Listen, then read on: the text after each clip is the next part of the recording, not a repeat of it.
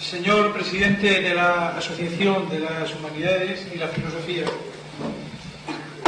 don Antonio, querido amigo y maestro, señoras y señores, amigos, define Aristóteles al hombre como zoon politikon, es decir, como animal político.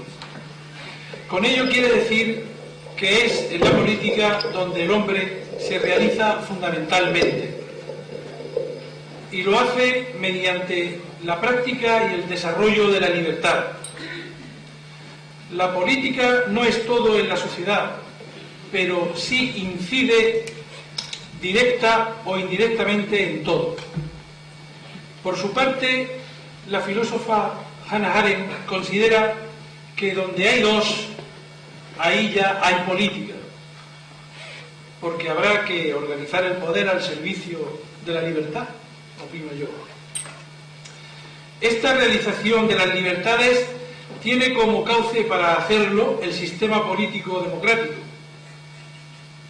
Esto es, la participación en su triple dimensión como principio representativo, como principio electivo y como principio divisorio del poder. La democracia, sin embargo, en Occidente en general y sobre todo en España, se ha configurado en organizaciones con estructuras de partido, que han devenido en partitocracia, lo cual ha deformado la práctica y el concepto de la libertad, al restringirla e incluso eliminar la libertad política. La consecuencia de esta restricción o negación de la democracia está teniendo resultados frustrantes, tanto para la libertad como para la democracia y la política misma, ya que se ha creado un bache de sentido en la ciudadanía que en gran parte no solo pasa de la política, sino que ha llegado a considerar la democracia misma, como la causa de muchos males: crímenes de Estado, corrupción, ausencia de libertad política, terrorismo, paro, desigualdad social, insolidaridad entre territorios, etc. Frente a esta situación, es urgente recuperar y llenar de significado positivo el bache de sentido en la gente, de modo que la ciudadanía vuelva a creer en la democracia, la libertad política y la política misma, y que además le ofrezca su adhesión participativa, activa e instituyente. Pues bien, mis queridos amigos, al llenar este bache de sentido ha dedicado toda su vida don Antonio García Trevijano Forte, como podremos constatar conociendo la trama de su vida, de la cual extraemos algunos datos para la presentación entre nosotros esta noche. Yo acabo aquí mi introducción porque creo que a lo que hemos venido es a escucharlo a él fundamentalmente. Luego os voy a repartir, se os va a repartir este documento que yo he leído, y ahí va escrito la biografía de don Antonio. Tiene, por tanto, la palabra don Antonio García Trevijano.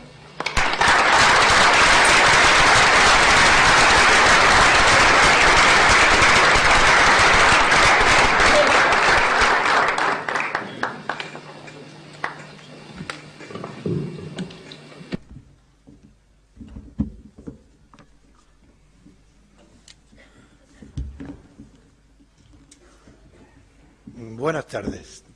¿Se oye bien? Ah, este. No es este.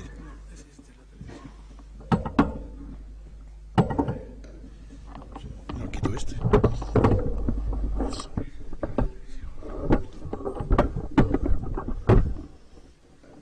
No te molesta.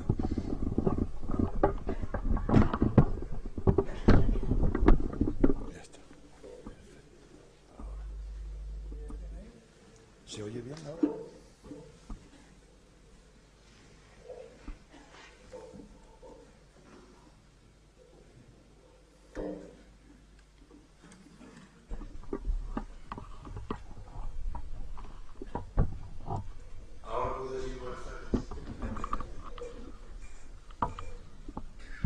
pude haber sido, lo saben, notario de Totana cuando tenía 25 años, pero el destino me mandó a Teruel. No el destino, ya a los 25 años el tribunal hice las oposiciones a notario en Albacete y ya entonces había dado tanta guerra ya a los 25 años que hice las oposiciones a notaría. En el primer ejercicio tenía el número 2 y venía a Totana, porque el número 1 era ya otro notario que iba a Valencia, pero como no me veían con simpatía los franquistas del tribunal, me dieron menos puntuaciones para mandarme a un pueblo de Teruel inferior a Totana. Lo lamento porque hubiera sido para mí mi deseo haber empezado mi carrera de notario en Totana, carrera que hice por amor a mi padre, porque yo nunca me gustó la profesión de notario, y cuando mi padre murió, fue a los 5 años de que yo haber ganado las oposiciones, pedí la excedencia y me salí de la notaría, porque creo que he sentido siempre en mi vida la vocación del saber, y es la vocación del saber la que me empujó a la vocación por la libertad. Buenas tardes, amigos y amigas, espero que de alma republicana.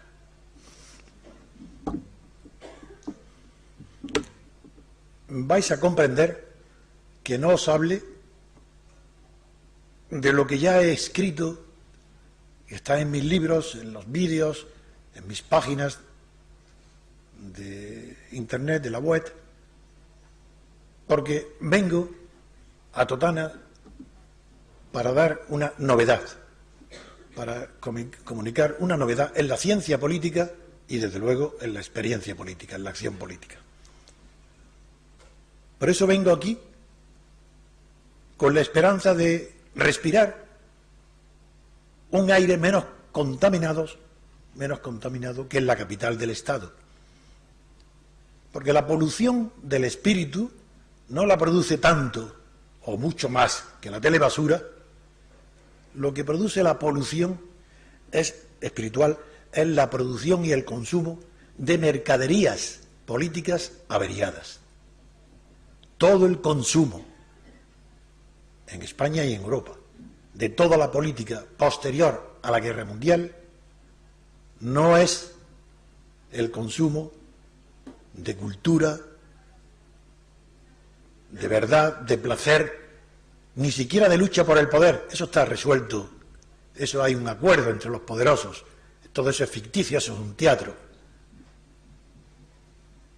Es por eso por lo que vengo a la ciudad de Totana, porque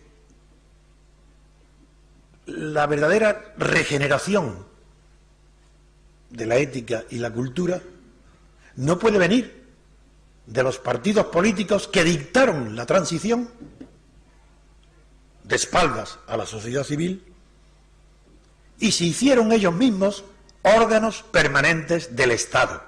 No hay ningún partido en España ni en Europa que no sea un elemento del Estado, es decir, de la autoridad, es decir, de aquello contra lo que tenemos que defendernos. Y esto no se atreve a decirlo nadie. Le tienen miedo a los partidos y le tienen miedo a los órganos de prensa que viven de esta ficción permanente del cómo si en España y en Europa hubiera libertad y hubiera un juego político y no un reparto convenido de papeles. ¿Por qué no se puede regenerar la vida política? ¿Por qué no se puede regenerar la cultura y la moral a partir de los partidos? Porque se sabe desde siempre, por los estudios y las investigaciones de toda la filosofía, que las fuentes de la moral, y es un título famoso de un filósofo famoso, están únicamente en la sociedad civil. Fuera de la sociedad civil no hay fuentes de moralidad. Y si los partidos se han convertido en órganos del Estado, se han alejado, se han apartado de la sociedad civil, se han apartado de las fuentes de la moralidad.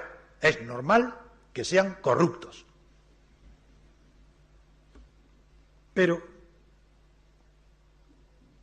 esa sociedad civil no es homogénea, ni en toda España ni en toda Europa. Pues la civilidad pierde vigor regenerativo donde y cuando los modos de civilización industrial se alejan de los modos naturales que imponen los ritmos de la naturaleza, cosa que tal vez vosotros no percibáis porque tenéis la suerte de seguir todavía dominados por los ritmos naturales. La recuperación del sentido común hay que buscarla en las poblaciones que no han perdido ese ritmo natural, y no se puede iniciar esa búsqueda del sentido común en las urbes artificiales del estado de partidos. Vuestro amor a la naturaleza, consciente o inconsciente, os salva de la corrupción espiritual y explica por qué vengo a Totana a anunciar algo que normalmente cualquier filósofo, cualquier pensador, cualquier innovador en la ciencia política lo presentaría en Barcelona, en Madrid, rodeado de la prensa y de los medios para dar la debida importancia, pero no me comprenderían, no lo hago porque no lo comprenderían. Para comprenderme a mí hay que ser sencillo, natural, odiar la pedantería y la erudición y amar a la naturaleza, porque es de ahí de donde yo extraigo mi formación, es de la experiencia y del sentido común, de la sensatez. Así que es al aire libre, respirando al aire libre, como yo busco la sensatez, que está perdida en el estado de partidos. No la puede ver sensatez porque se ha alejado de la sociedad civil. No hay puente de unión entre el estado de partido y la sociedad civil. Hay la brutalidad de unas falsas votaciones, unas falsas elecciones y la renovación permanente de elementos estatales, los partidos, para dirigir desde el Estado y dominar la sociedad civil y la cultura. No hay cultura libre, toda la cultura está dirigida. Esta monstruosa forma de Estado, que es el Estado de partidos, no es una denominación que yo invento despectivamente, es que la mejor ciencia política alemana define al Estado, el alemán y el español, el italiano, como Estado de partidos. Pero ese Estado de partidos, los que lo han impuesto en España son tan ignorantes que ni siquiera conocen por qué se inventó y para qué cuándo se hizo y por qué empezó y para qué finalidad. El Estado de partidos fue inventado y creado después de la Guerra Mundial en París, en el cuartel general de Eisenhower, para la reconstrucción de una Europa destruida, humeante, rescatados de la clandestinidad los de Gasperi, de Adenauer, los Schuman y los representantes de los partidos que con tanta facilidad habían sido eliminados y derrotados por el fascismo, a esos perdedores, a esas personas sin ninguna idea de la política que no hubiera sido arrumbada ya por el fascismo, a esos perdedores se les llama y se les entrega al Estado. Y como no tienen fuerza alguna, la única manera de darla es artificialmente, convirtiéndolos en elementos del Estado.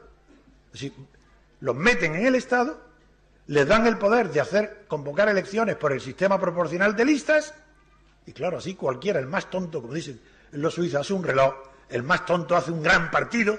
Sí, empieza como en España y la transición empezó en mi presencia, porque yo viví esos momentos, traicionando todos los partidos sin excepción. El Partido Popular no existía, PSOE y Partido Comunista, traicionando la libertad, traicionando los documentos que habían firmado conmigo en mi propio despacho, para no aceptar ningún régimen de poder, ninguna forma de Estado que no fuera elegida por el pueblo directamente en un sufragio, especificando en el propio documento que yo redacté, que no aceptarían la república o la monarquía, a no ser ningún sistema que no fuera elegido por el pueblo en un referéndum, después de un año de libertades. Esos partidos que durante 40 años dijeron que era imposible pactar con el franquismo, que sufrieron cárceles, que fueron asesinados, que fueron fusilados, esos mismos partidos en 24 horas bastó para que, llamados a la Palacio de la Moncloa, vieran las alfombras rojas y se convirtieron de la noche a la mañana en unos iluminados que dijeron: aquí puede haber otra guerra civil si no aceptamos el pacto que nos proponen. ¿Y qué consiste ese pacto? En participar en el poder, meterlos en el poder, aunque tengan el 5% de los votos, que tengan coches, que tengan sueldos, que tengan subvenciones, que tengan la fama, que tengan los periódicos, que tengan todo, aunque no tengan poder. Eso es un simulacro. El poder sabemos quién lo tiene. Y hoy estamos en esa situación creada por la Guerra Fría, que le interesaba, claro, a Estados Unidos mantener esa situación que la Guerra Fría, en Alemania declarando ilegal el Partido Comunista y el Partido Fascista, en Italia inventándose eurocomunismos, con un sistema tan artificial. Cuando España llega, la Guerra Fría está casi terminando, cuando muere Franco. No teníamos necesidad de copiar a nadie, y mucho menos a un tipo de Estado que se había hecho para la Guerra Fría.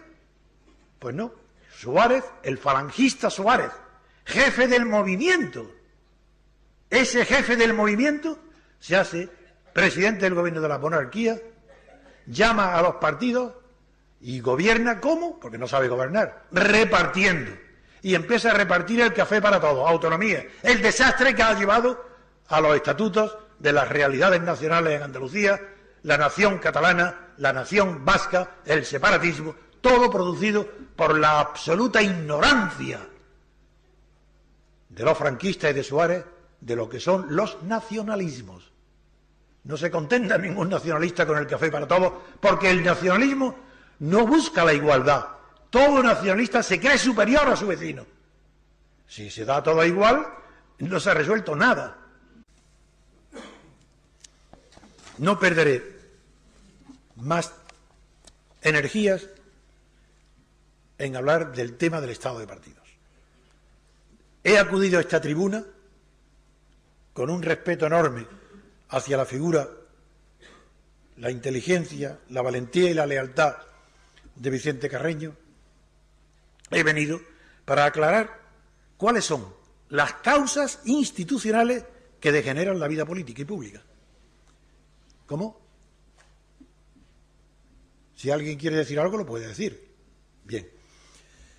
Yo no soy como los demás, yo no soy un orador, yo no pertenezco a la clase política, ni soy un convencional, soy un revolucionario. ¿Qué es un revolucionario? Una persona que dice siempre la verdad y que no mira si eso le favorece o le perjudica. Si vengo aquí a dar un discurso es porque creo que tengo algo que decir. Pero si alguien cree que tiene algo que oponer, se puede levantar y decir, y yo me siento y lo escucho con mucha atención.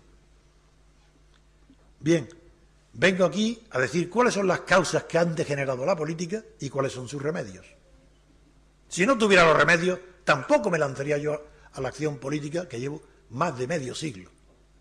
Porque conozco los remedios, porque conozco lo que es la libertad política, porque conozco lo que es la garantía institucional de la libertad política. Por eso me dedico a la política. Porque yo podía estar... Como abogado he ganado una fortuna y sí, puedo ganar lo que yo no necesitaba para nada la política.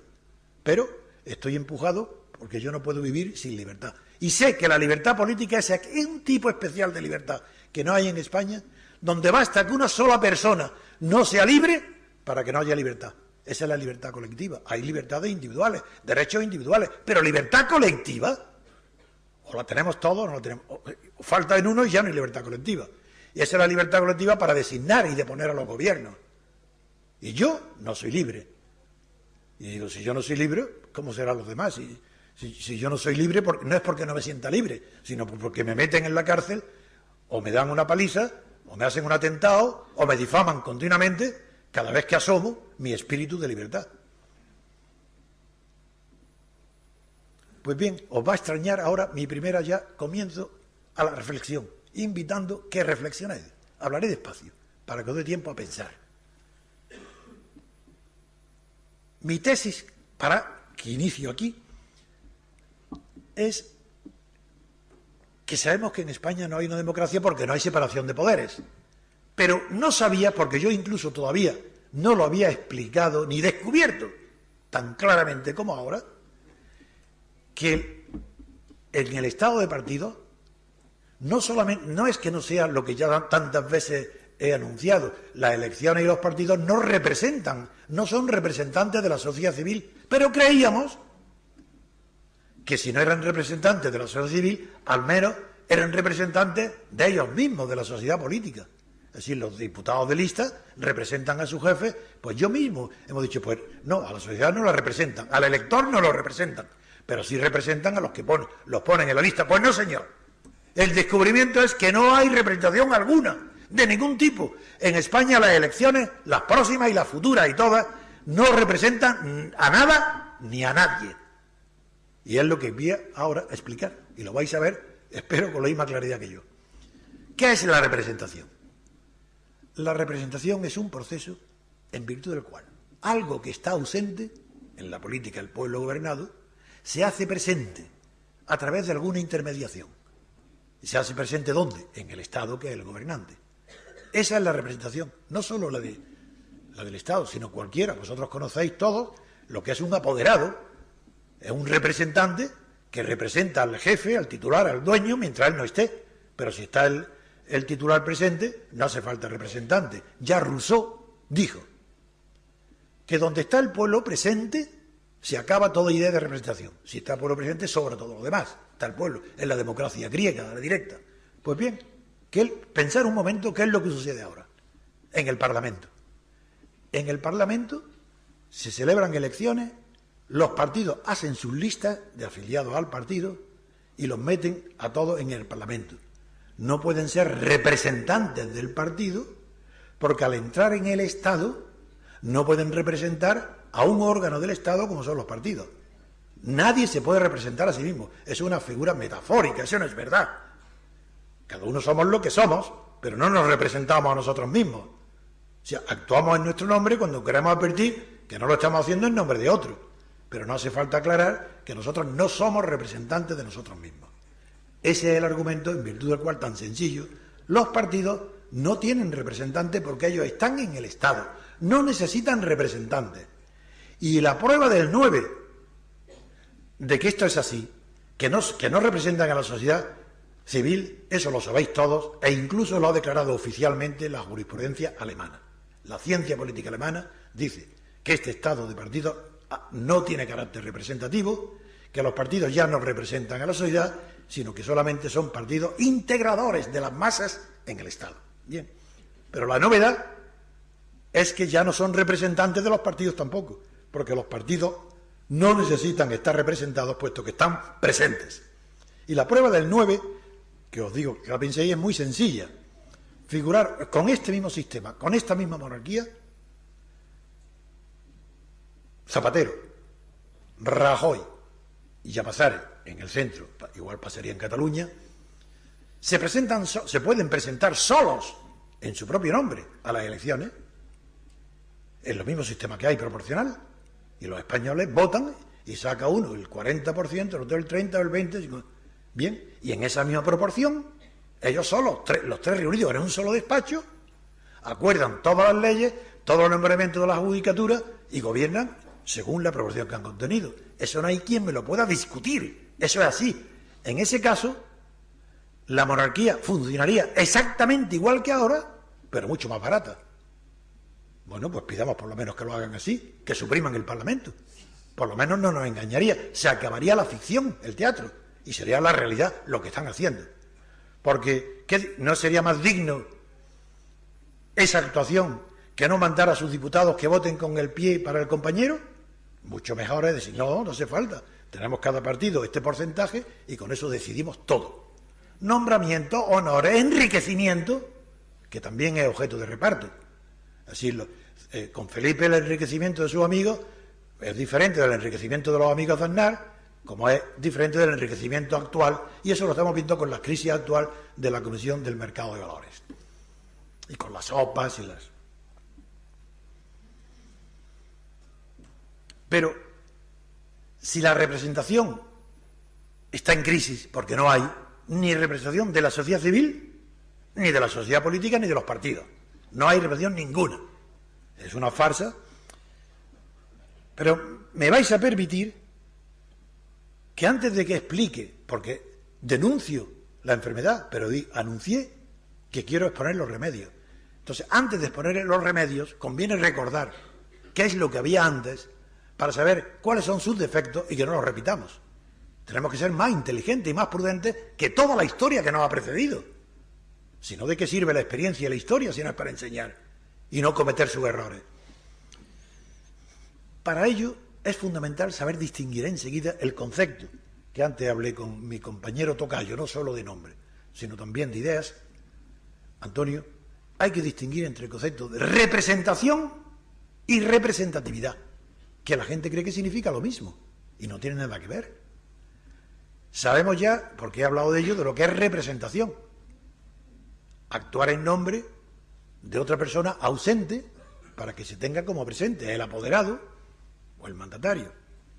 En cambio, y una institución, el Parlamento, si no tiene representantes, pues no es una institución para la representación, será para el ornato, para el aplauso o para otra cosa, o para la ficción.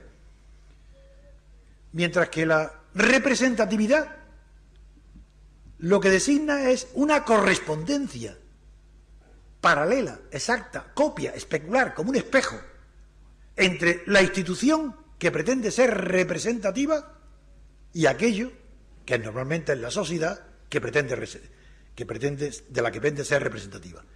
En el caso político, la representatividad sería la correspondencia o la copia o la reproducción de la institución con respecto a la sociedad española.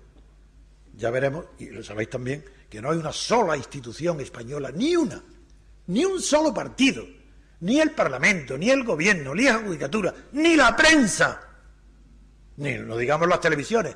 No hay una sola institución que sea representativa del pueblo español, que sea representativa del pluralismo de la sociedad española, que sea representativa de la sociedad civil.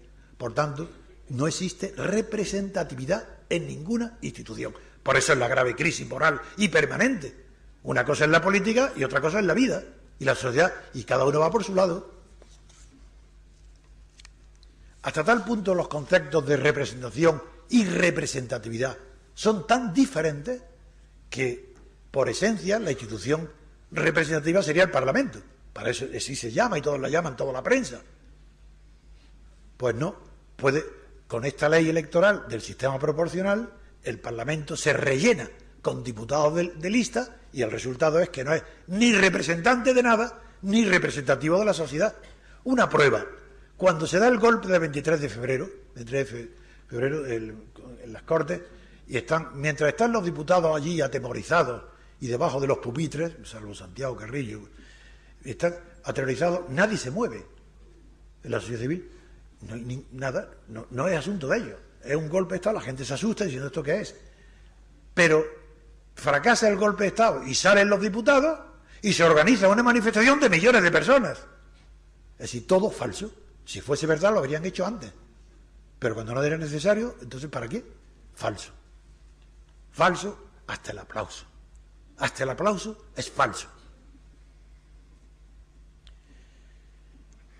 La ciencia política no es tal, es una pseudociencia.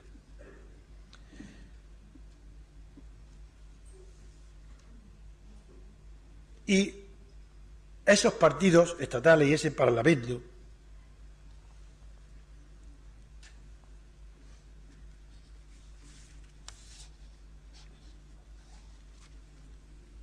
para no repetir los errores del pasado, la libertad y la república que proponemos, el movimiento que he fundado en Internet, todavía no está presentado, todo esto son primicias, esa representación que queremos hacer será nueva, que nunca ha existido en la historia de la humanidad. En Grecia, porque no había representación. La célebre democracia griega, sabéis que era democracia directa, no representativa. Tampoco era una democracia, como algunos creen, participativa. Tampoco. Comentaba en la reunión con vuestros amigos que nos han preparado este acto, que en Grecia la ciudad de Atenas tenía 100.000 habitantes, con derecho a voto, con la edad de voto, pues 70 o 75, y la asamblea legislativa estaba en una colina, lo cual hacía que se iba la gente a pasear, pero las personas mayores se cansaban y no subían. Total, en la asamblea se celebraba con 7.000 personas, y en el discurso de Pericles, muy famoso, en honor de los soldados muertos, pues ya dice que, claro, que Grecia y su sistema defienden la actividad privada, la sociedad civil privada, y que participa el que quiere, que es libre. No era una democracia participativa, era directa. Pues bien, el primer tipo de representación que se inventa en Occidente lo hacen los ingleses, y es eligiendo personas notables para el Parlamento. Y eso lo hacen desde que triunfa la Revolución Inglesa, parlamentaria y calvinista, de 1688, pero fue un acta que reconoce el Parlamento del año siguiente, 1689, ese tipo de representación por medio de notables que representan a la sociedad civil con mandato imperativo, es decir, el notable que va a la Asamblea tiene que defender lo que ha prometido hacer ante su electorado. Ese sistema dura hasta el año 1774, donde uno de los más grandes pensadores de la humanidad, Edmund Burke, conservador, aunque era Tory, aunque era White, era lo que se podía llamar de izquierda en aquella época, sin embargo uno de los mayores y mejores pensadores de pensamiento conservador que ha producido la ciencia política. Este hombre, en un discurso celebérrimo en Bristol, en 1774, dijo una barbaridad tan grande por primera vez como esta, que voy a decir. Le dijo: ciudadanos de Bristol, vosotros vais a elegir un diputado, pero en el momento mismo en que ya se elige, porque gana por mayoría, ya no será un representante de Bristol, sino un diputado del Parlamento inglés, de toda la nación. Brutal. Es decir, vosotros formamos una circunscripción, un distrito como entonces, en Totana, junto con Lorca, tienen la misma población que Atenas. Sacáis un diputado, y el mismo día que salga ese diputado, que puede ser un campesino sin cultura científica ninguna, pero de un sentido común y una prudencia excepcional, y lo eligen, pero que no conoce Europa, ni ha viajado en el mundo, ni conoce los temas. Sin embargo, tan pronto como es elegido ese mismo día, ese campesino prudente elegido por Totano y por Lorca, iluminado por un Pentecostés, se le mete por la cabeza el Espíritu Santo y se va a Madrid, y en Madrid opina de la guerra de Irak, de las sopas de la EON, de la economía alemana, de la guerra del mundo, sabe todo. Bueno, ese absurdo tan grande, ese es el que rige. Ese es el sistema que hay. Porque el sistema que hay, los diputados no representan a quien los elige. Tienen que defender el interés nacional, no el interés del elector que lo ha elegido. Y eso es monstruoso. Eso es un delito. No es que sea una ignominia. Eso es un engaño. Es una traición al electorado. Nosotros no podemos repetir ese segundo tipo. Nosotros tenemos que volver al mandato imperativo. Pero la ignorancia de la clase política y de los profesores universitarios y de la prensa es tan grande que ni siquiera saben por qué se suprimió el mandato imperativo. Antes era la regla. ¿Por qué? Pues lo voy a decir muy sencillamente. Fue en la Revolución Francesa.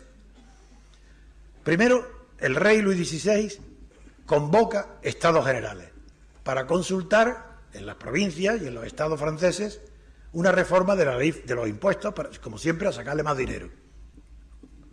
Bien. Y convoca a las tres órdenes que estaban separadas, lo que se llamó el tercer estado, que era la burguesía, más la nobleza y la iglesia. La burguesía, para ser elegido a Versalles, que fue la cita, tenía que ir a Versalles, cada pueblo, cada distrito, cada ciudad redactó lo que querían pedir, que se llama cahier de doléances o cuaderno de quejas. Y los elegidos estaban imperativamente obligados a cumplir ese cahier que llevaban a la reunión. Se armó tal lío que conocéis, que los aristócratas y la iglesia no quisieron reunirse con el tercer estado, sino como antiguamente, donde cada orden tenía un voto. Y claro, serían 2 contra 1. Entonces el tercer estado se sublevó, y ahí empieza la revolución, y se declara él solo, a sí mismo, Asamblea Nacional, diciendo que mientras no vengan a esa asamblea los militares, el ejército y la nobleza y la Iglesia, pues que ellos no asisten a ninguna reunión. Y, como es natural, las órdenes superiores no le hacen caso, no lo obedecen. ¿Y sabéis lo que hizo esta asamblea? Un curita que había hecho, el abate Sieyes, que había hecho un opúsculo pequeño sobre el tercer estado, no se le ocurre, porque cuando se deciden el tercer estado él solo, transformarse en Asamblea Nacional, Mirabeau protesta, dice, no podemos aspirar a ser nacional si no están aquí la Iglesia ni la nobleza. Y entonces fue Sieyes, que hizo un discurso muy bueno, diciendo, nosotros somos representantes de la nación y invitamos que ellos vengan. Como no vienen, el propio Sieyes hace un decreto que lo aprueba la Asamblea y que nadie lo conoce, ni los historiadores se enseñan en la universidad. ¿Sabéis lo que el decreto de la Asamblea hace? Dice, si no viene a reunirse con nosotros, las dos, la Iglesia y la nobleza, aceptando someterse al voto de la mayoría, contando el voto por cabezas y no por órdenes, donde claro ganaba el tercer estado, la burguesía, declaramos la abstención fiscal en un decreto a los franceses que no pagaran impuestos. Corrieron como locos el rey y el ejército y tal, inmediatamente acudieron a la Asamblea. Quiero decir que esta abstención no la excluimos de nuestra acción por reconquistar la libertad. Vamos a empezar con la abstención electoral. La vamos a llevar a unas consecuencias sistemáticas insospechadas. Vamos a crear el centro de referencia para que nadie diga abstención y para qué y qué hacemos después. Después, ya el movimiento que va a predicar y va a soportar toda la campaña por la abstención sabrá que si esa abstención triunfa no tiene más remedio que abrirse una crisis política tan importante o más que la que se produjo a la muerte de Franco. Y tendrán que haber elecciones constituyentes, libertad constituyente. Y damos la oportunidad, porque somos libres, sabemos lo que es la libertad, damos la oportunidad, aceptamos y pedimos que los monárquicos y los oligarcas presenten su alternativa a la forma de Estado, que nosotros sabemos la que queremos, la alternativa, la República Constitucional. Ahí queremos que nos derroten, a ver si son capaces. Es imposible. No hay en toda Europa, os lo digo de verdad, ni una sola tribuna, ni en la universidad ni en la prensa, capaz de discutir conmigo la inmensa superioridad que implica la República Constitucional. Porque en tanto que República resuelve el problema de la libertad política, no como la segunda, porque está condicionada por la Constitucional. Y en tanto constitucional, separa los poderes. Lo dice el artículo 6 de la Declaración de Derechos del Ciudadano, dice, no hay Constitución si no hay separación del poder legislativo y el ejecutivo. La ignorancia es tan grande que cuando se habla perdonad que repita ignorancia, es que quiero machacar vuestros oídos para decir que no hay un solo intelectual, un solo político que sea verdad ni sepa lo que habla. Pues digo que no hay separación, no porque con Franco había una separación de funciones, pero ahora se creen que la separación de poder se refiere al judicial, si el judicial no tiene importancia, si esos son unos pobres empleados, si esos no quieren también más que el coche y sus honores, si esos no tienen poder ninguno, esos están mandados por los partidos respectivos, eso es engañarnos. Lo que pedimos la separación de poderes es entre el poder legislativo y el poder ejecutivo, entre el gobierno y el legislador. No es admisible que haya un banco azul en las Cortes, en el poder legislativo. Eso no es admisible, porque si está el gobierno allí vigilando con su partido para que no salgan más leyes que las que él apruebe. Es decir, el que tiene en su mano el poder de gobernar tiene el poder de legislar y de juzgar. Por tanto, no hay separación de poderes, no hay democracia, nadie lo quiere admitir, pero nadie lo puede rebatir. Simplemente, silencio, o dicen que hay separación de funciones. Eso estaba Franco. Con Franco se votaba, ahora se vota. Yo no veo mucho la diferencia, porque ¿sabéis cuál es la diferencia esencial de la dictadura? ¿Cuál es la nota que distingue a la dictadura? Franco no era un sádico. En la guerra civil la prolongaría tal vez para que su mandato durara más. Pero si hay una represión feroz con Franco, no es porque quiera hacer daño y porque disfrute con el sadismo. No, lo que no tolera un dictador es que nadie controle su poder, se lo oponga. Entonces la represión es consecuencia del afán de que el poder no esté controlado. Muy bien, de acuerdo. Y yo puedo decir que el franquismo se define por la ausencia absoluta de control del poder. Desafío a cualquier intelectual, cualquier político, cualquier partido que me diga qué diferencia hay entre el franquismo y lo que hay hoy. En cuanto a que hoy no hay control del poder, es exactamente igual que con Franco, lo mismo. No lo hubo con Suárez. La prueba es que repartió, mientras tenía cosas que repartir, duró. Cuando se la acabó de repartir, tuvo que dimitir.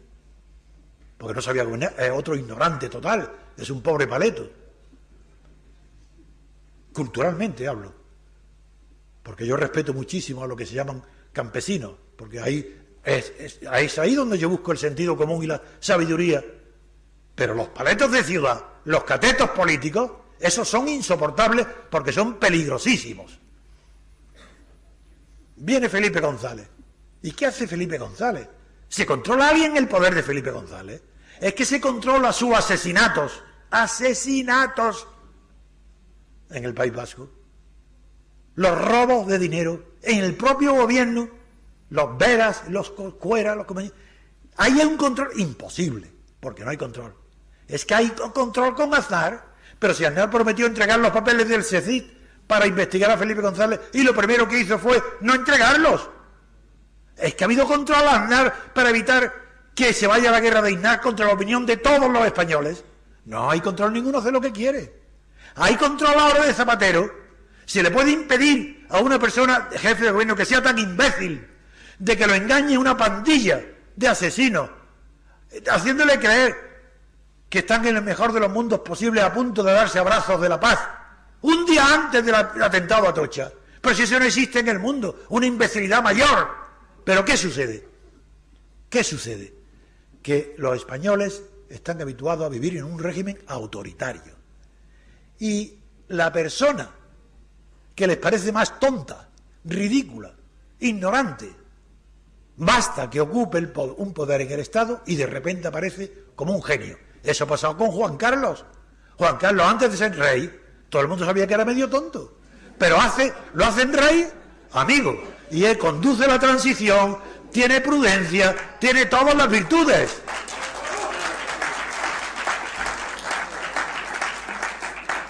Ese no es un defecto de Juan Carlos, quiero decir ser tonto o medio.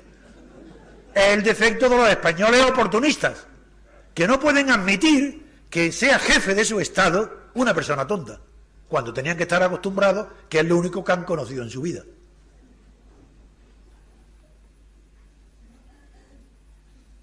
Sigo diciendo los tipos de representación que no podemos admitir porque eran equivocados. Y estos no saben, porque termino así el argumento, de que cuando se suprime el mandato imperativo es porque esa asamblea revolucionaria de la Bate-Sieyes y de Mirabeau se encuentra que les cahiers de doléances, los cuadernos de quejas, no les sirven para la revolución que acaban de hacer, porque no estaban autorizados para ello. Entonces hay que decir, oye, un momento, tenemos que prescindir del mandato imperativo, porque si no, no podemos declarar la Asamblea Nacional ni hacernos revolucionarios. Ese fue el origen de la supresión del mandato imperativo. ¿Y qué ha pasado? Que se han apoderado de ese origen los partidos políticos. Y todas las constituciones europeas prohíben el mandato imperativo. Pero, un momento, ¿os dais cuenta de lo que estáis haciendo? Como diría el chiquito de la calzada, ¿os dais cuenta? Si quitan el mandato imperativo, como dice la Constitución española, prohibido el mandato imperativo, quiere decir que el diputado no puede actuar más que en conciencia. Entonces, ¿por qué todas las leyes, sin excepción, que ha hecho España y Europa, pero hablo de España, en las Cortes, han salido bajo el mandato imperativo, es decir, las órdenes dadas por los subjefes de cada partido, los segundos, los blancos, los guerras, los que sea, al grupo parlamentario para que voten en el sentido que ellos dicen, con absoluta ceguera y obediencia al mandato imperativo?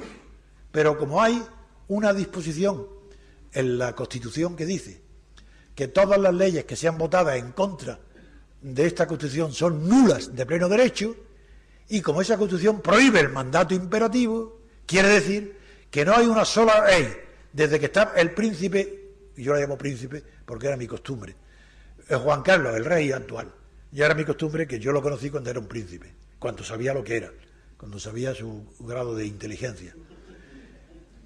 Porque lo traté, hablo de algo que tengo experiencia, yo no hablo de aquello que no sepa. Bueno, pues ahora ese mandato imperativo sirve para anular todas las leyes. Digo, no servirá para nada, os lo digo como jurista, no hay una sola ley en 30 años que sea válida, todas son nulas, porque todos han votado con el mandato de los partidos a sus diputados, prohibido por la Constitución. Ese es otro más de, lo mismo diría mil y mil casos, todo lo que se sabe, todo lo que oí, todo lo que leí en la prensa, os lo digo, es falso.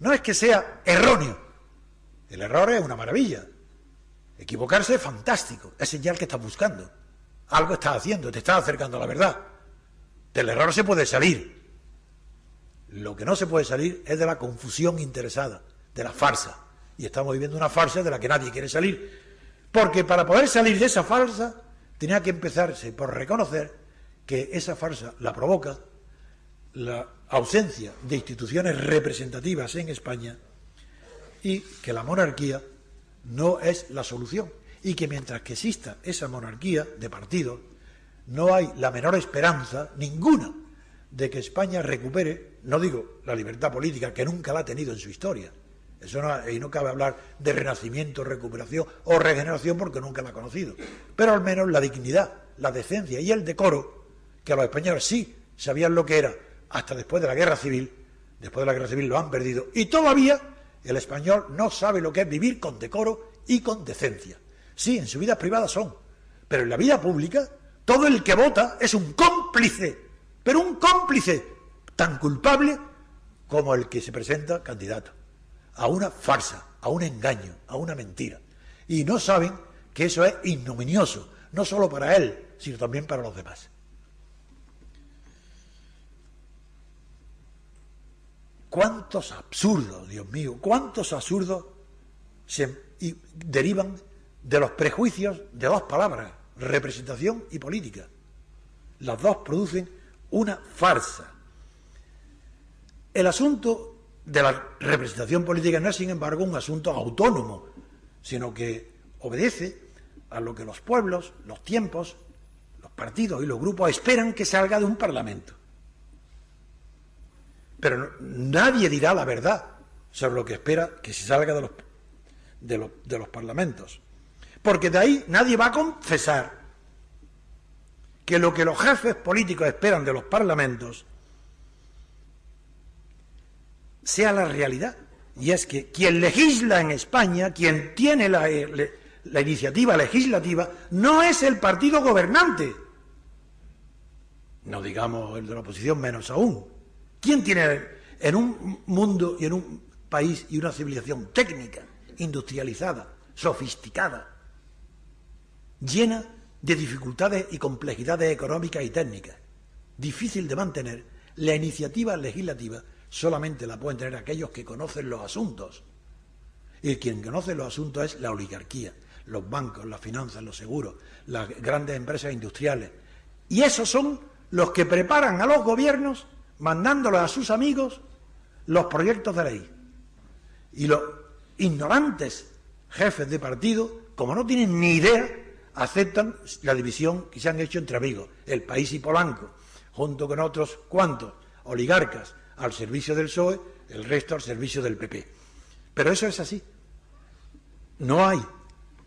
Y quien tenga en su mano la iniciativa legislativa, la agenda, no solo de lo que se puede decir, sino sobre lo que no se debe de legislar, ese tiene en su mano al gobierno entero, al país entero. Pero eso, como es silencioso, eso no se ve, el pueblo juzga aquello que se ve, pero no lo que no ven, que es quién tiene la iniciativa legislativa. Eso es para nosotros lo más importante. Y en el movimiento que nosotros hemos fundado, llamamos y convocamos a todas las inteligencias, porque no tenemos temor alguno a que aparezca nadie superior a nosotros, al contrario. Deseamos que vengan a nosotros los cerebros más grandes de España, las personas más cultas, las personas más competentes, porque no aspiramos al poder, aspiramos a la verdad y a la libertad. Por eso queremos que nos ayuden. ¿Quién nos va a ayudar? Los que más sepan. En los partidos, al contrario, cada jefecillo de partido elige el más tonto, para que no le haga sombra. El Pepillo Blanco, claro, pero ¿cómo le va a hacer sombra a Zapatero? Zapatero es muy iluminado, pero el Pepillo Blanco está grillado. Pero si decimos yo conozco a Rajoy. Rajoy es una persona que es inteligente, es registrador de la propiedad, tiene una preparación, pero como ha seguido la escuela de un fanático como Aznar, se ha metido en un camino peligrosísimo, el del nacionalismo central, franquista. Así está jugando con fuego, porque si es verdad que nos provocan los separatismos, la inteligencia está para decir, cuidado, ojo, a nosotros no nos vaya a preocupar, vosotros no vais a conseguir lo que pretendéis, porque eso es imposible, pero no vais a provocar que saquemos a la calle a millones y millones de españoles recordando el franquismo. Eso no, eso de ninguna manera.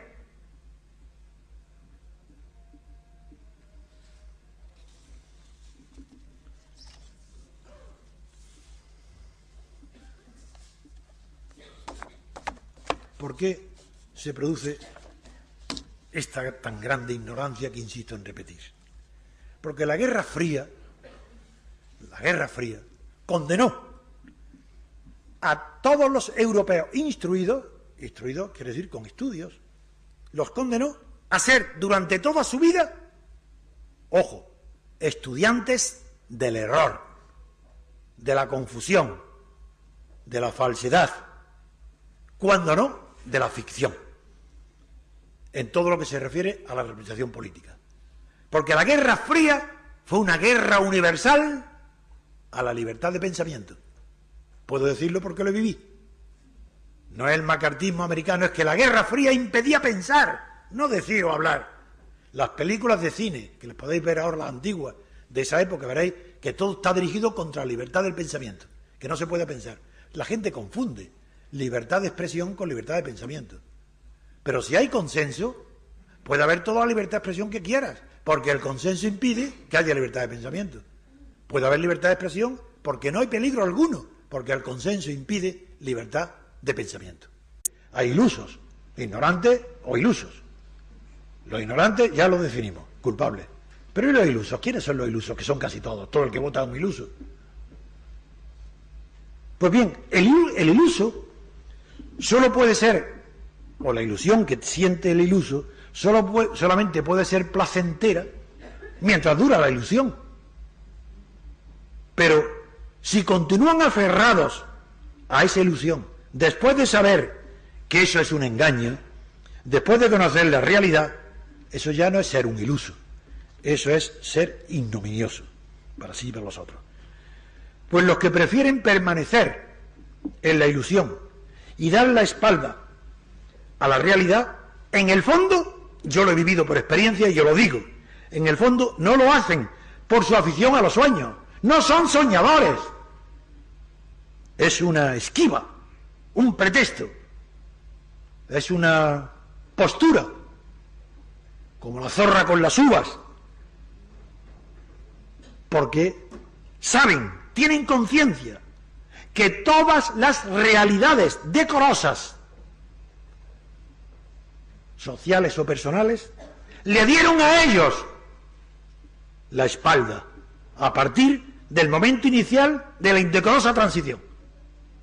No se trata que ellos quieran, no pueden porque saben que no serán admitidos en una sociedad decorosa, leal y realista, porque es esa sociedad la que le da la espalda al mentiroso y traidor. Han traicionado a los españoles, la gente no lo sabe, no vivió aquello, han heredado, lo siguen votando, siguen con sus sueldos y con sus choferes, pero saben que ninguna persona decente los va a tomar en serio. Yo, desde luego, me tengo por decente y no tomo en serio a ni una sola persona de la clase política española, a ni uno, desde el rey al último.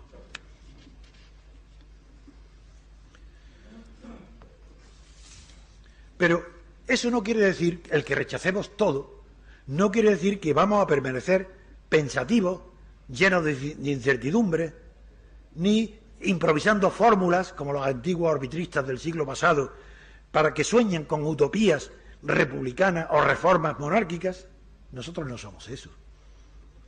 Y tenemos que confesarlo sin pudor ninguno. Nosotros, el movimiento, los que pertenecen al movimiento y todas las personas sinceras que me escuchan y que saben que yo siempre digo la verdad, nosotros lo confesamos, nos sentiremos, mejor dicho, frustrados. Si nuestras ideas no somos capaces de transformarlas en acciones, si nuestros pensamientos se quedan en tan solo pensamientos, si nuestra imaginación se enreda con fantasías, si nuestro obrar no genera el ingenio para obrar, si nuestra amistad en los ideales que nos convocan a este acto o a la acción política, se reduce esa amistad a camaradería o coleguismo. ¿Y quién lo diría, amigos de la eficacia? La acción inteligente que es la que queremos empezar es una pasividad general, es la abstención electoral. Queremos actuar no actuando. Pues lo inteligente no es votar en blanco o nulo, una forma cobarde de manifestar rechazo de las personas, pero no del sistema que las elige, sino lo que proponemos es abstenerse de votar el fraude electoral que mantiene la ficción de que los diputados, como he dicho antes, representan algo o a alguien. No se trata de hacer un boicot a las urnas. Somos personas civilizadas. Tampoco queremos hacer un boicot a las personas que figuran en las listas. Allá ellas si son si se estiman tan poco a sí mismas, que se rebajan para ser candidatos de lista. Allá ellos.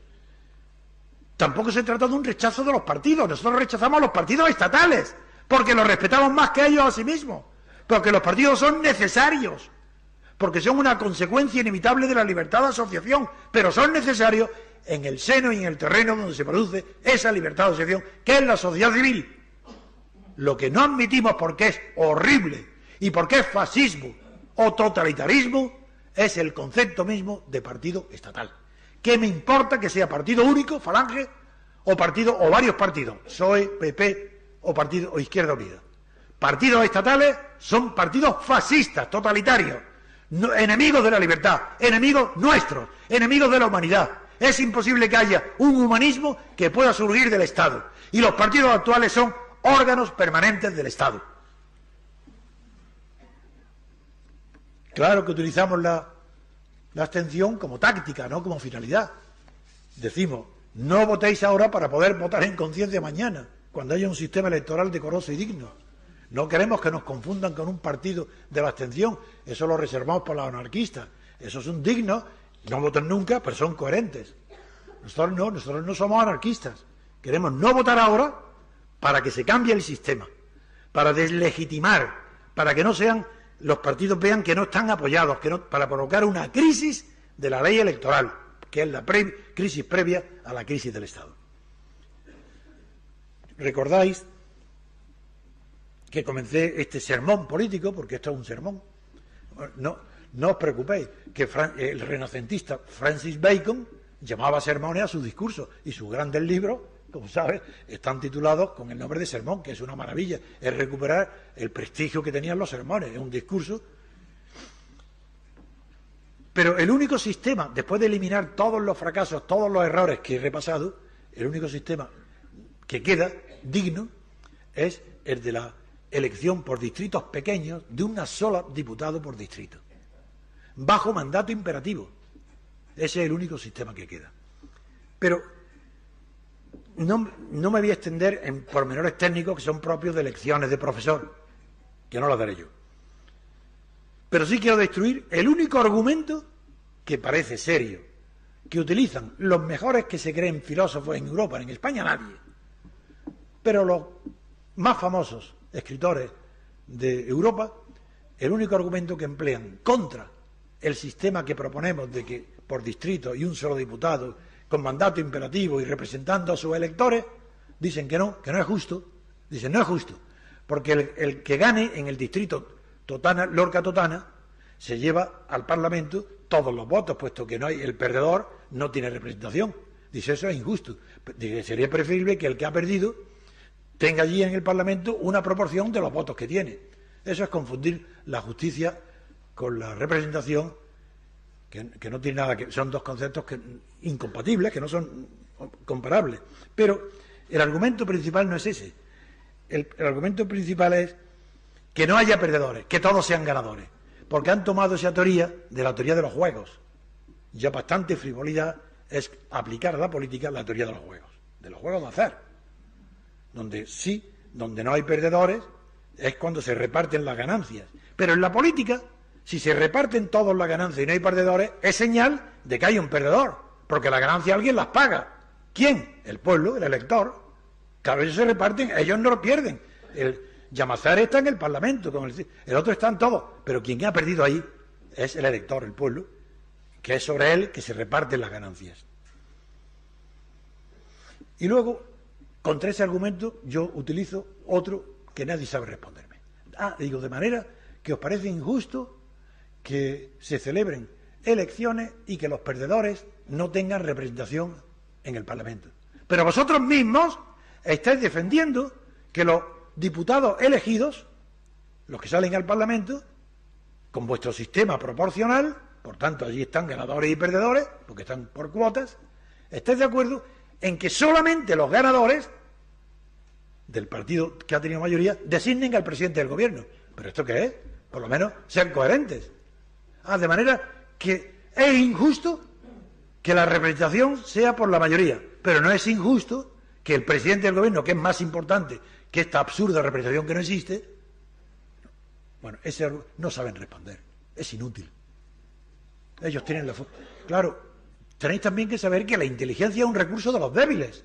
La inteligencia es una facultad que desarrolla la naturaleza en los débiles. El que es muy fuerte, pues no tiene necesidad de desarrollar la inteligencia. Nuestra ventaja es que en el terreno de la inteligencia no hay quien nos gane. Ante el poder, imposible. Eso, en cualquier tribuna que me encuentren, los dejo en ridículo en un minuto, a cualquiera. Porque no tienen ni inteligencia ni preparación para defenderse. Todos esos portavoces que aparecen en los partidos y en los periódicos son unos pobres hombres. De verdad.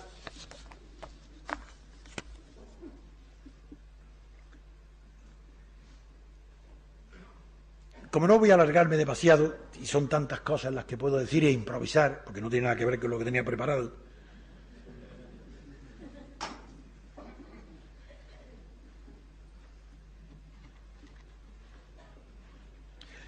sí, lo que sí voy ahora ya llegar al meollo de la cuestión es, como todos los sistemas representativos son falsos, salvo el de la circunscripción, ¿eso por qué? Porque eso no es porque seamos unos idealistas, unos lógicos, personas que diseñamos lo mejor con arreglo no sé a qué modelo, no, es porque somos realistas.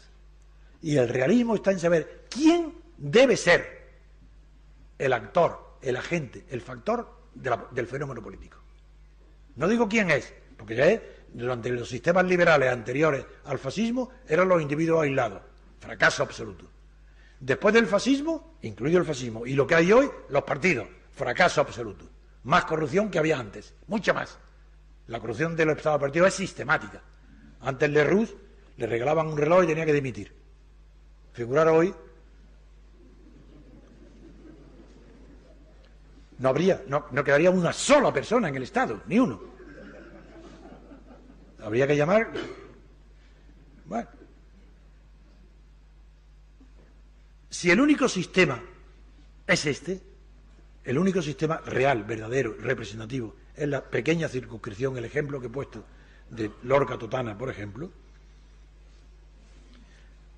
¿eso qué quiere decir? Que lo que estamos analizando es quién actúa en la política, quién puede actuar, quién debe actuar, quién tiene fuerza para ser representante y actuar con verdad, con realidad. Solamente el representante de cada distrito, para el poder legislativo.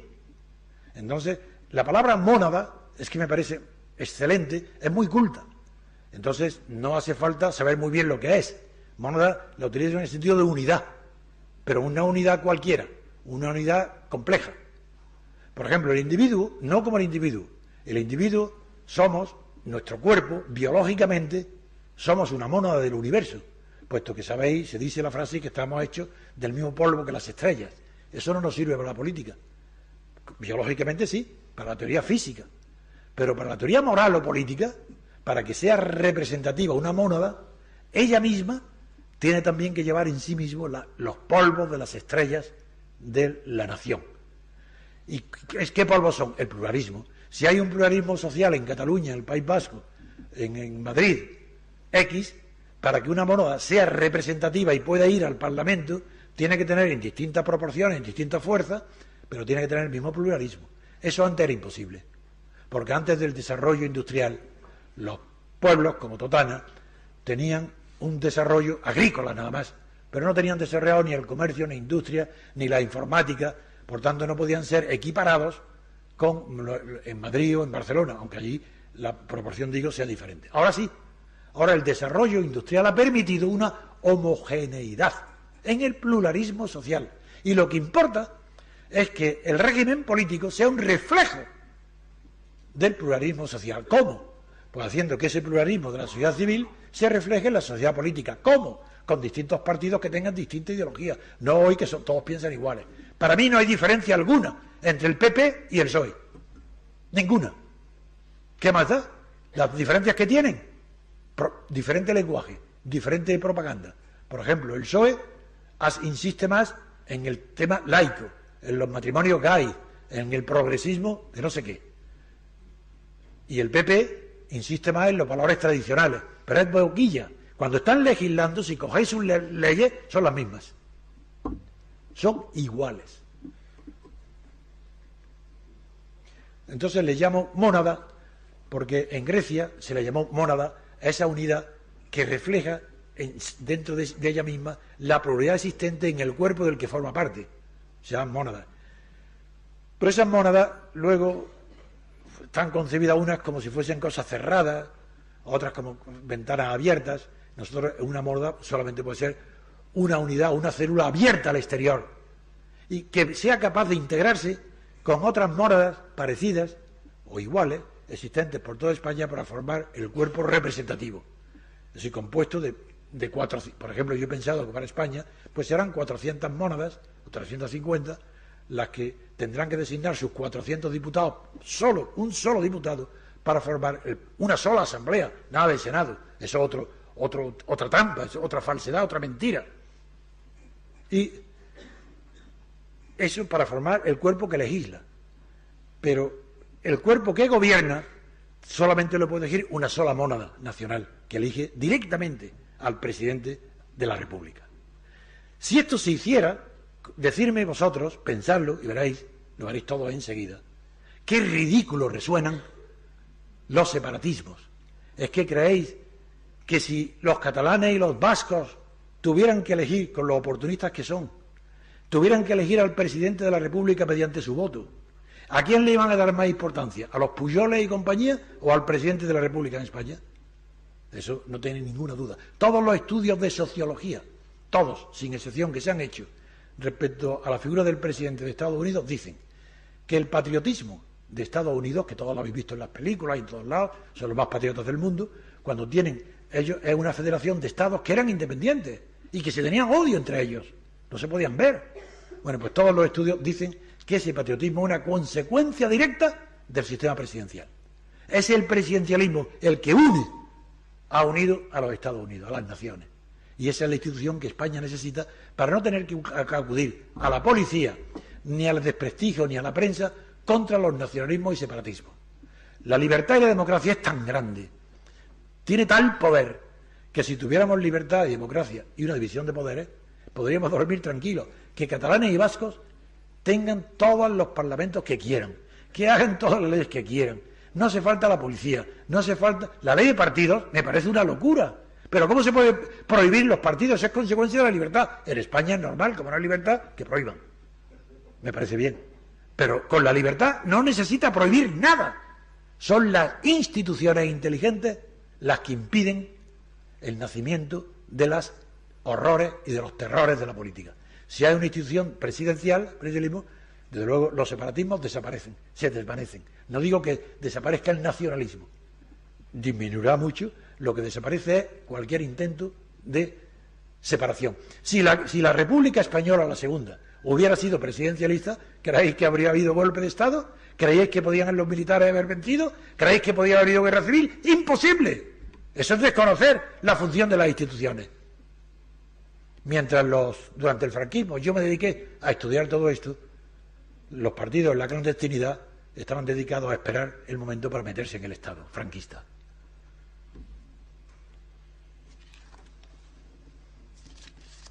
voy a terminar muy pronto.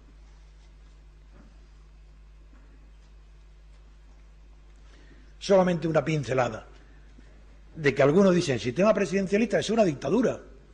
¡Qué ignorancia!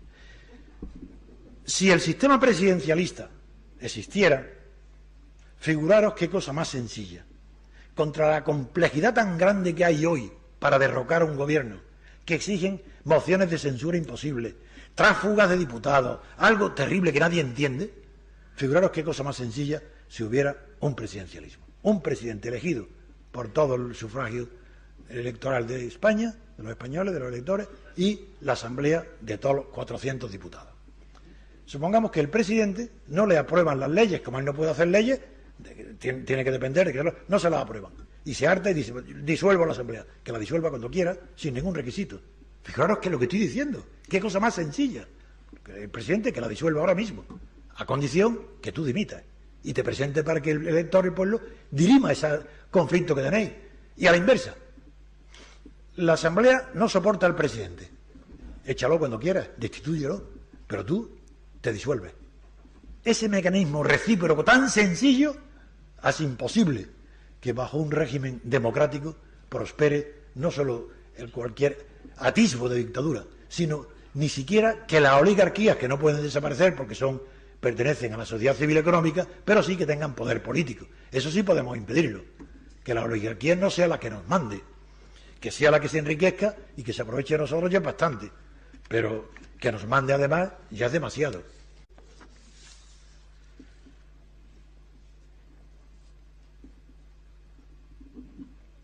Vengo a Totana para constituir con Vicente Carreño y los amigos que hemos conocido una junta, y vendré si es necesario toda la semana, durante 15 días. Vamos a realizar en Totana y Lorca la experiencia piloto que no se ha hecho nunca desde los tiempos de la antigüedad, no se ha hecho nunca, que es esto que he hablado, la circunscripción, la mónada republicana que sea representativa.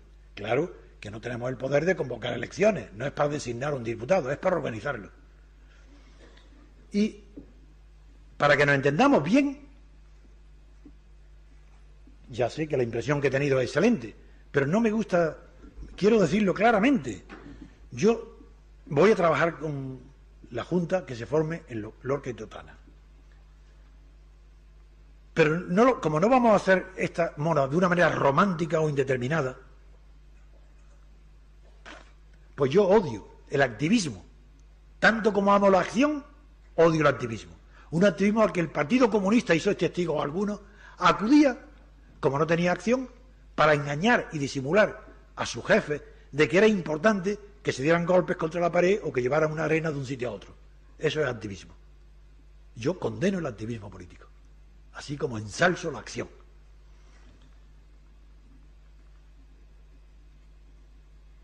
Y debo confesaros que además desdeño a los retóricos, a los intelectuales de los medios, que hablan para salir en los medios, a los profesores que no son maestros, que no sienten la profesión, a los demagogos, a los oportunistas, es decir, a todos aquellos que saben hablar sin decir nada. No lo soporto. Pero en cambio respeto muchísimo, mucho más de lo que es normal en los intelectuales, desde luego no.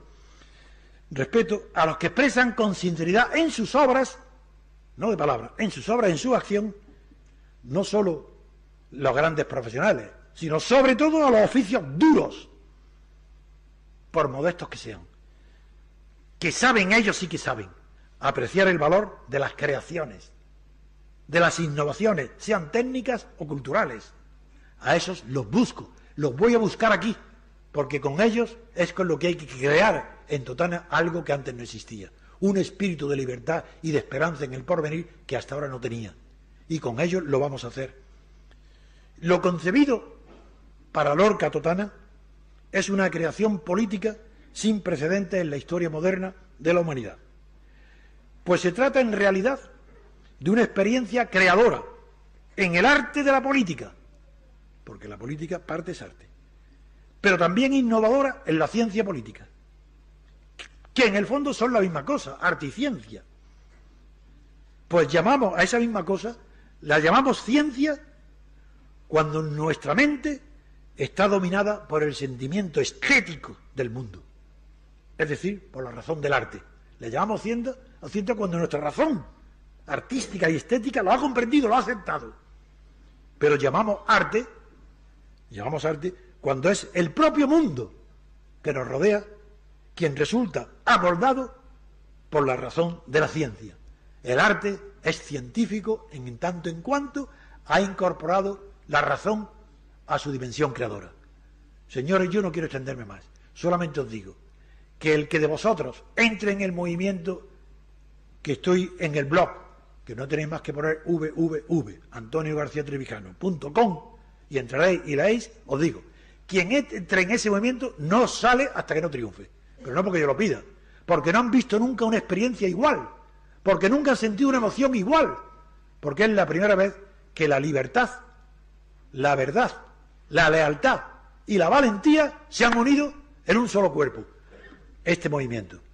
Y mi confianza está en lo siguiente: si hemos convocado, como digo, a la verdad, la lealtad, la valentía y la inteligencia, ¿quién va a ser tan estúpido de no acudir para decir yo ni soy valiente, ni soy inteligente, por tanto eso no me pertenece a mí? Eso no hay nadie que se atreva a decirlo.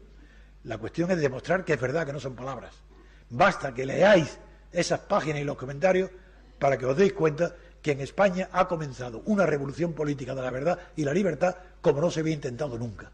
Es la primera vez y os pido de verdad a todos que ayudéis a vosotros mismos, que ayudéis a Totana y a Lorca y a Totana para que pasen a la historia por haber sido los primeros fundadores de la primera moda republicana en Europa. Muchas gracias. Ese modelo que usted propone, ¿cómo el cuerpo legislativo fiscaliza la acción del Ejecutivo?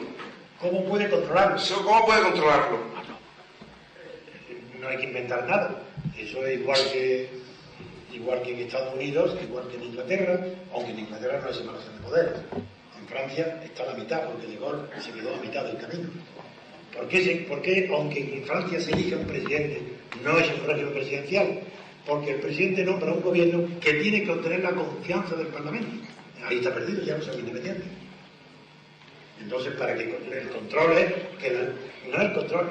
En primer lugar, las leyes las hace el legislativo, no el presidente. El ejecutivo puede proponer, pero se la pueden aprobar o no, puede proponer. Y el control de la corrupción, porque las comisiones de control son del legislativo, no es del presidente. Muy sencillo. Como en Estados Unidos, más parecido a Estados Unidos. Nixon, por ejemplo, está el impeachment. Bueno, entonces el Ejecutivo tendrá que estar negociando permanentemente con el Legislativo las iniciativas. Sí, tiene que haber una continua discusión sobre la aprobación de las leyes, claro. Tiene que haber una tensión. Claro que sí. Eso es mejor que la corrupción, que estén juntos, ¿de acuerdo? A ver, ha pedido allí la palabra. Llevar el micrófono a la mitad. El señor de blanco.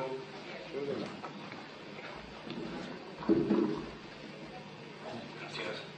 Buenas noches a todos. La pregunta al señor Trevijano es: ¿quién coordinaría a estos 400 representantes de las diferentes monadas en el Parlamento? La primera. La segunda: ante el escandalazo del referéndum andaluz, de lo que sea, ¿hasta cuánto habría que tener de abstención para que los señores digan esto es algo? Primera pregunta. Los 400 o 350 diputados se reúnen en la Asamblea y esos 400 diputados, la mayoría, serán candidatos de partidos. O sea, los partidos van a seguir actuando y tendrán sus partidos, pero con la enorme diferencia de ahora es que no es el partido el que le ha regalado el escaño. Ha tenido que ganárselo en su distrito luchando como otros independientes. Ese diputado, aunque siga siendo fiel al partido, tiene que ser más leal a sus electores, si no, no lo elige. El peligro viene de los electores. Hay que distinguir entre fidelidad y lealtad. Con ese sistema, los candidatos de partido seguirán siendo fieles al partido, pero la lealtad será de los electores. Y el contrario es que ahí habrá grupos mayoritarios, se formarán varios, según los partidos, y los independientes se darán también cuenta, se unirán para tener fuerza. Los que son independientes, el control es el autocontrol que impongan los elegidos, bien sean de partido o independientes.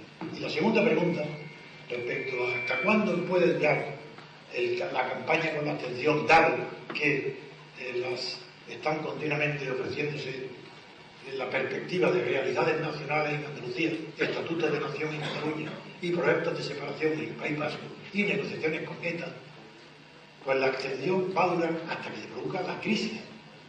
La abstención no podemos saberlo.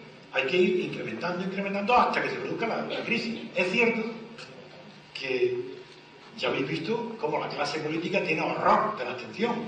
Cada vez que hay una abstención importante, se ponen temblando. A lo que temen de verdad es la abstención, porque no es legitima. Pues durará hasta que provoque la necesidad de abrir un periodo constituyente. Gracias. Bien, una pregunta más. Señor profesor, Yo no soy profesor, ni quiero serlo. lo he visto en Wikipedia. Se han equivocado. Se ha referido usted a dos términos, representatividad y representación. Este mediodía... Perdón, este mediodía la sobremesa nos la ha dado Radio Nacional de España, informándonos de que Izquierda Unida había renunciado a la exigencia en la ley de la memoria histórica de la anulación de la sentencia, sustituyendo el término ilegalización por el de ilegitimización, dándole la vuelta por completo a lo que en un principio dijo, con lo cual se desbloquea la ley de la memoria histórica y sale al final, o saldrá al final, lo que esa patochada que presenta el gobierno socialista. ¿A quién representa, o qué representación, o qué representatividad tiene este posicionamiento de Izquierda Unida ante el gobierno y la propia posición del gobierno? He entendido muy bien su pregunta y es muy aguda de su parte, porque no hay muchas personas capaces de enlazar directamente el problema de la legalidad y de la ilegitimidad con el problema de la respetación, y sin embargo están íntimamente enlazados. Yo no he hablado de él, pero lo tengo escrito. Si podía contestar leyéndolo.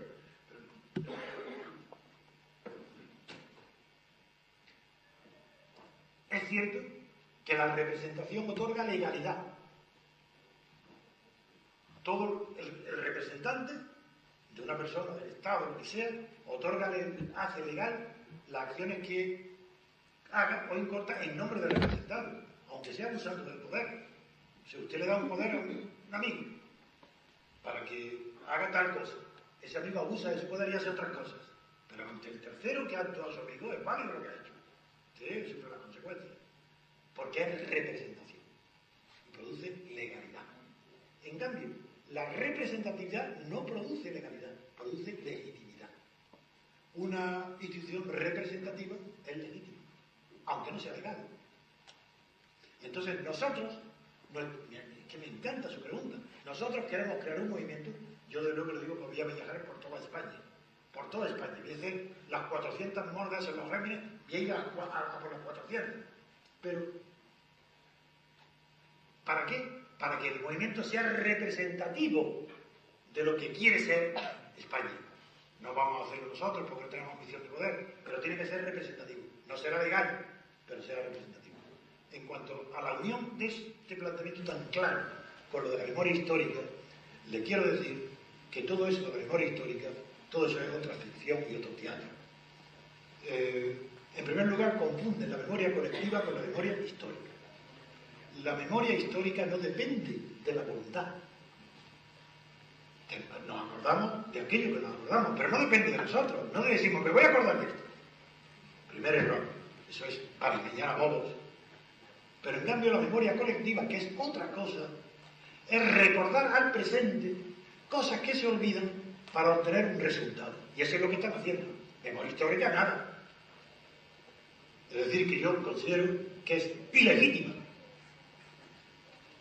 todo lo que sea memoria histórica, porque es falsa,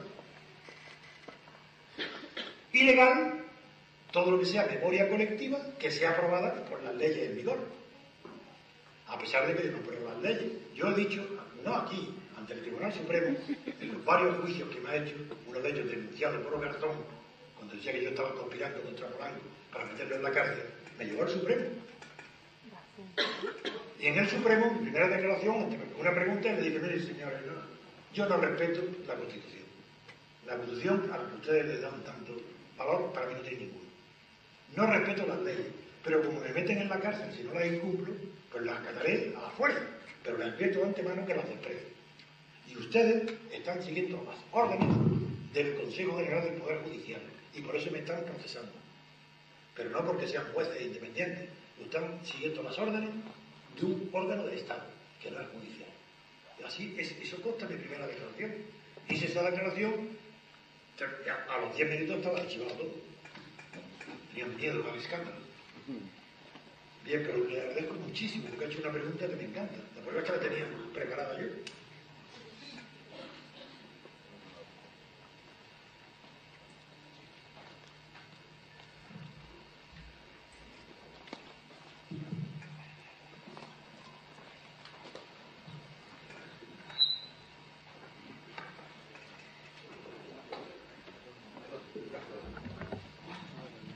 Buenas noches.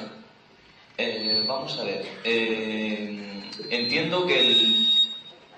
Primero que se acopla esto, porque estoy muy cerca del altavoz. Aleja el micrófono. Entiendo que se refiere con la alternativa esta de sistema político representativo, se refiere al Estado principalmente. ¿Cómo se aplicaría el concepto de las mónadas y de la representatividad del mando no imperativo, del mandato imperativo, a nivel regional y a nivel local? Es que el error está en creer que yo he hablado del Estado. Yo el Estado no. El Estado para mí o es el esclavo de la sociedad civil o es nuestro tirano. El Estado no. El Estado, pues, la teoría de la lealtad que he escrito y que junto que es también nuevo en la teoría de política, estoy pensando fundamentalmente en los funcionarios del Estado, en su terrible problema. Un funcionario del Estado, para ser leal al Estado, tendría que ser desleal a su jefe y pierde los puestos y los escalafones. Eso no es funcionario.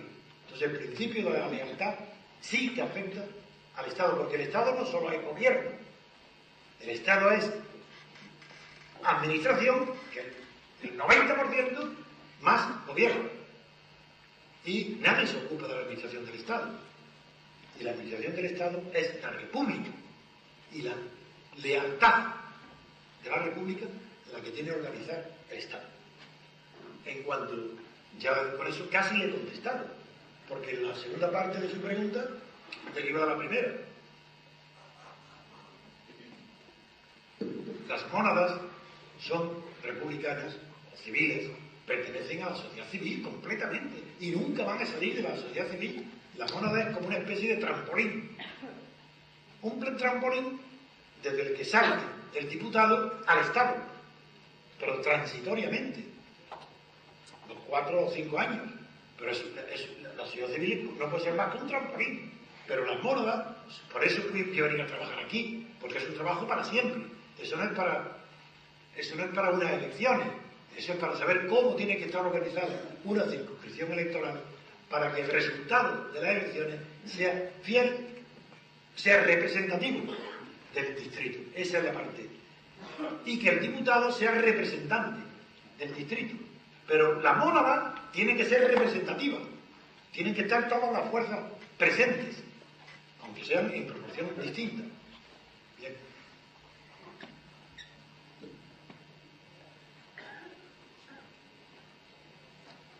Bueno, ya es una maravilla.